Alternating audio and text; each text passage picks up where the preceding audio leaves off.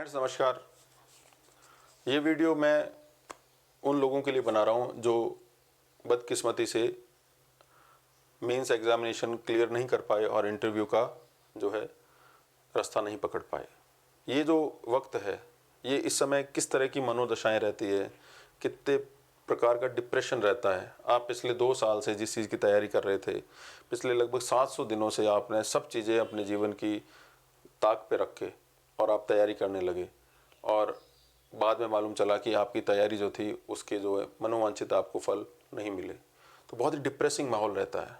और मैं इसलिए, क्योंकि मैं इंटरव्यू पास भी किया हूँ, टॉप भी किया हूँ, लेकिन मैं इंटरव्यू में फेल भी हो चुका हूँ और मेंस में भी फेल हो चुका हूँ।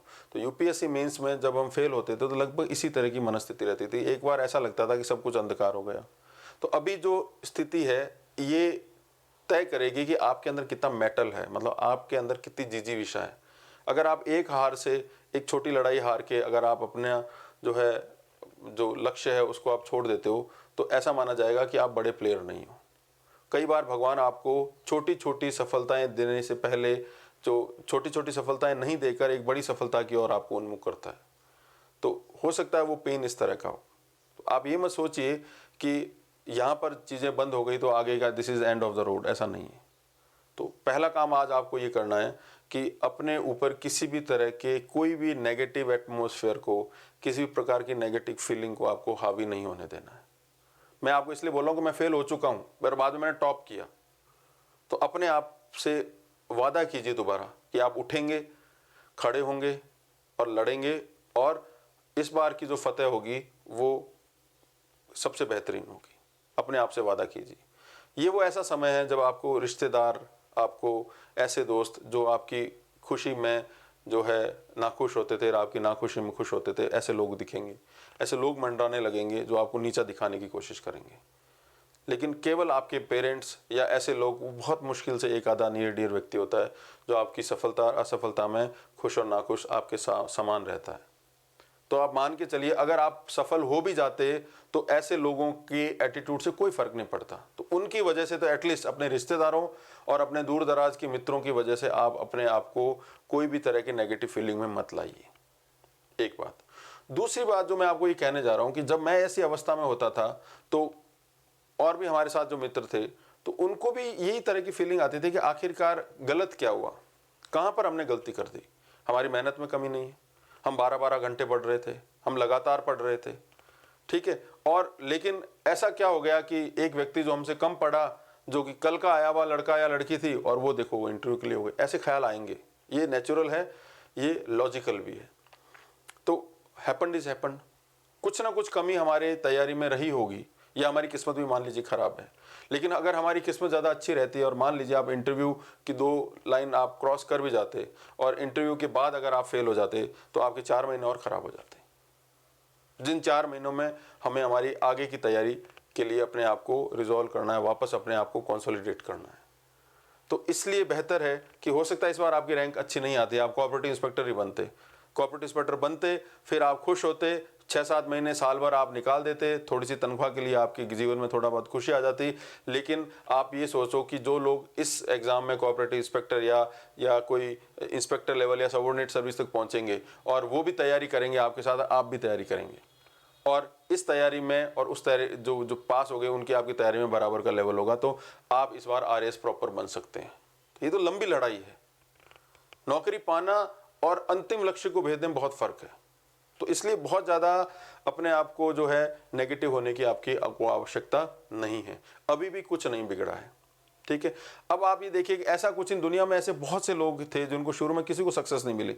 अब बाबर की स्टोरी पढ़िए, उसको शैबानी खान ने जब भगाया और जब वो एक समय ऐसा आ गया उसके बाद 10 से 12 आदमी बचे थे, चारों तरफ नेगेटिविटी थी, वो घर जाना चाह रहे थे, ठीक है। फिर जैसे तैसे करके वो जीतता है। कितना बड़ा सेक्रीफाइस करता है वो। खानवा के युद्ध से पहले सब लोगों ने बोला कि तुम हारोगे, एस्ट्रोलॉजर तक ने बोल दिया तुम हारोगे, लेकिन वो उसके अंदर जिजीविषा थी, उसके अंदर आत्मीय बल था। तो आपके अंदर जो आत्मीय बल है उसको जागृत करो, तो सब चीजें अपने आप चेंज होंगी।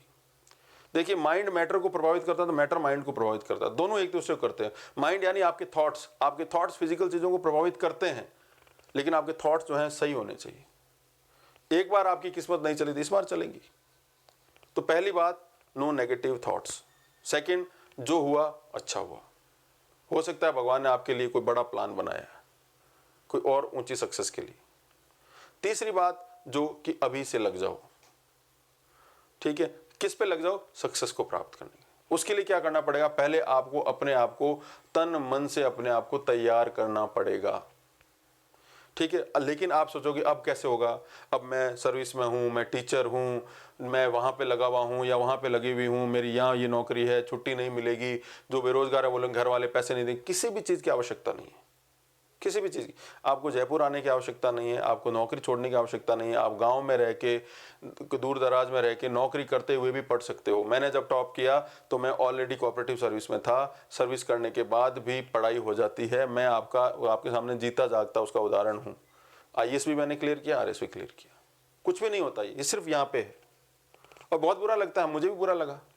मैं इस अनुभूति से गुजर चुका हूं, इसलिए मैं आपके साथ अपने दुख उस समय के साझा करने आया हूं, ताकि आप अपने दुखों को अपने जो है अरमानों के ऊपर, अपने सपनों के ऊपर हावी मत होने दें।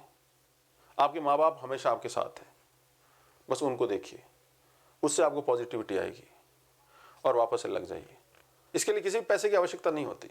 इसके लिए बस एक ही चीज़ की है, ये तय करेगा कि विजेता कौन होगा, और आपके अंदर वो सारा दमखम है। आपका एजुकेशन बैकग्राउंड क्या रहा, आपने कौन सी मीडियम से दिया, कितने पढ़े, वो सारी बातें अब जीरो हो जाते हैं, वापस जीरो से स्टार्ट करना है। तो पहला ये। दूसरा, थोड़ा सा साइंटिफिकली एनालिसिस कीजिए कि क्या आप ये परीक्षा टॉप करने की वाकई स्थिति में थे या नहीं थे, जिस पे आप इतना रिपेंट कर रहे हैं।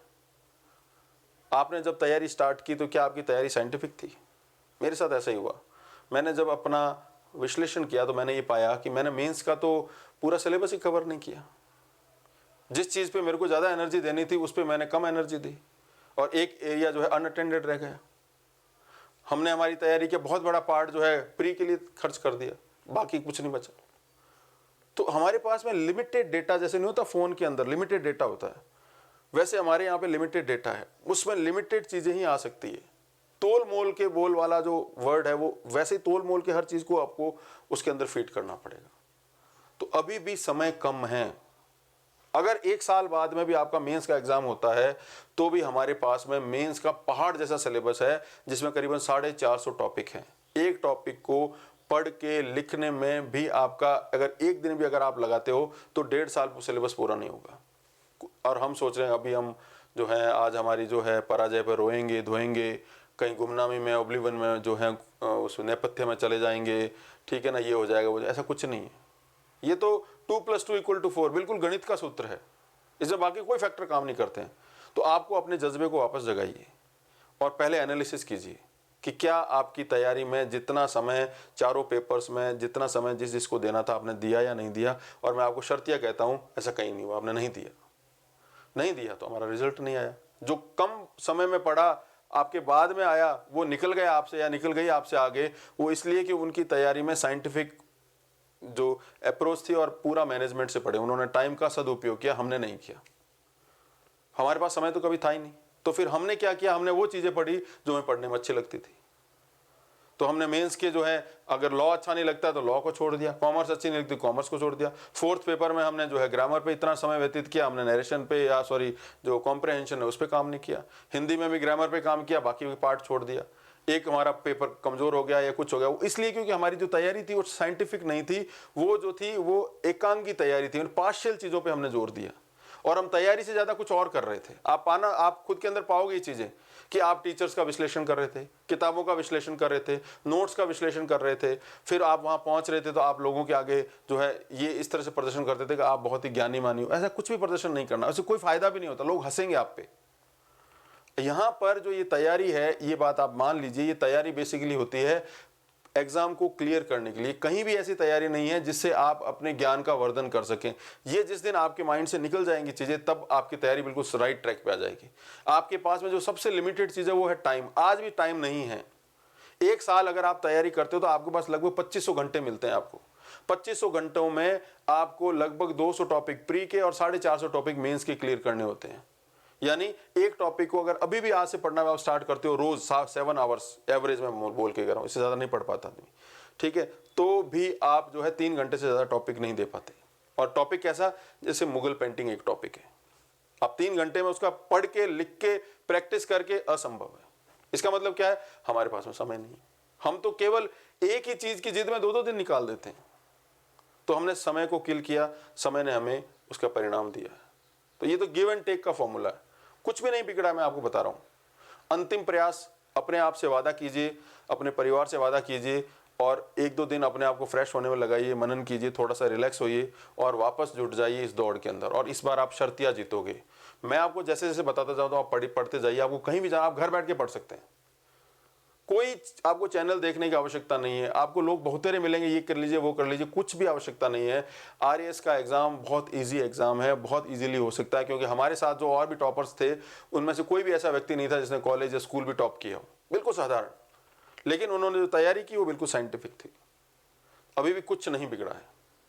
तो अपने आप को इस काल से बाहर निकालिए और वापस लग जाइए। वापस एक स्ट्रेटेजी हम बनाएंगे, उस पर हम अगला एपिसोड करेंगे, ठीक है, और उस दौड़ में लगेंगे। जो हुआ उसे भूल जाइए, 2 दिन रिलैक्स कीजिए और वापस हम जुटेंगे। शुक्रिया।